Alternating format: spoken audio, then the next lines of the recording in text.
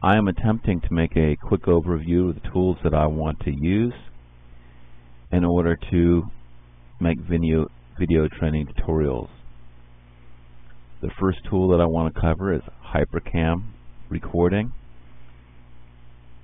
The reason why I prefer the program is I believe it is a relatively easy to use program and has more stability than, say, Cam Studio. This is a personal opinion because of what I've read on the internet. Others wouldn't agree to me. The stability is not to do with the quality of the videoing. I just feel the program is easier to use and is more stable on my computer than the other choice. I can either select a window, which I prefer not to do because that would be a slightly smaller area than a full screen, or select a region. In this case, I selected the full screen. The next part I want to discuss is the AVA files. I've downloaded for my use something called the FFD Show Video Codec, and the compressor can be configured. While I'm running the video, I can't do that. The program locks up, which is probably to keep people from messing with the controls while a video is being run, since that would be very disruptive. But I use something called the H264 compressor in it. Once that's found, I do not use any modifications other than the way it comes, so that's not a difficult situation. For my sound, I've chosen to use the microphone. I'm trying to press it again. There's also a stereo mix choice if I want to record computer sound. Right now I just want to record the sound of my voice. The computer does not come up set up so that you can record sounds off your speakers. You have to go down to the speakers, right click, press recording devices, and this will bring up the area that you can control the devices that will record. Your computer will come with a microphone and a line in already operating. The microphone is dominant.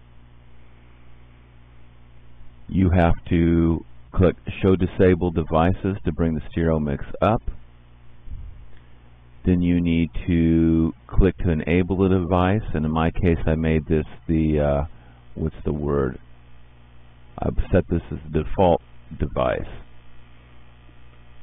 So at this time, sounds on my speakers, I believe, would also be heard along with my speaking. What this is used for is so that I can record sound on the computer. At this time, it's not important. There's maybe a few sounds, but not a lot, as I am trying to work on putting together training videos for speed. I'm not going to turn that off for my first videos anyway. Perhaps when I become more able and used to it, I will do it. First tool is called Zoom It, which is a portable program. It has the advantage that you can do several things with it. One is you can bring up a background. You can choose either black or white. And my HyperCam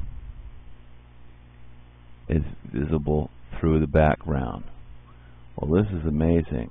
This is the first device that's been through the background, and I would have enabled it. I can change the color to red, green, orange, blue, yellow, and pink of what I want to draw. By pressing Control and the mouse, I can change the size of what I'm drawing. Turn it back to red, and by pressing T, I can type to my board. This is very convenient. It makes it rather easy to use. I can quickly draw around anything, because as you can see, I can not draw on HyperCam. How interesting.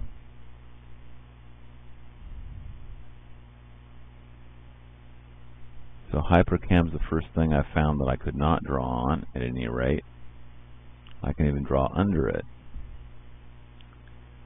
But I can draw next to it, and that would be useful.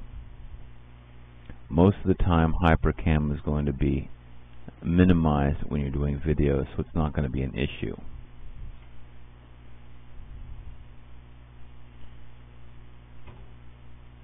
The next is called Zorro Portable. What Zorro has the ability to do is it creates a screen that you can blank everything around it.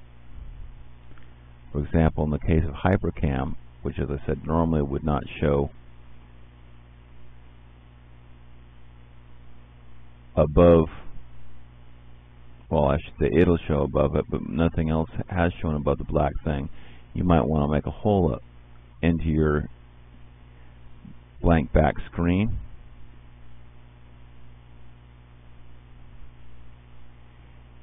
And turn off the rest of the area around it, and you can discuss your pictures.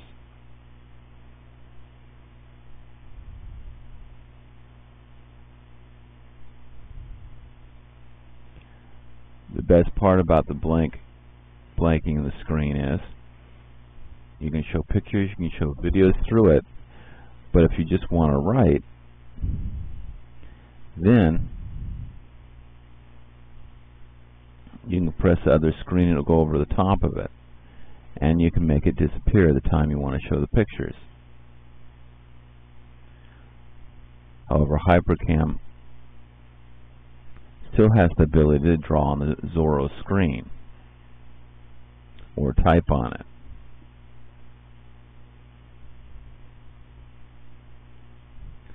Those tools are very simple.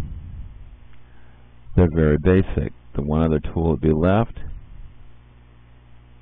is the ability to magnify, which is the primary reason why I got Zoom it to begin with. I can go in and out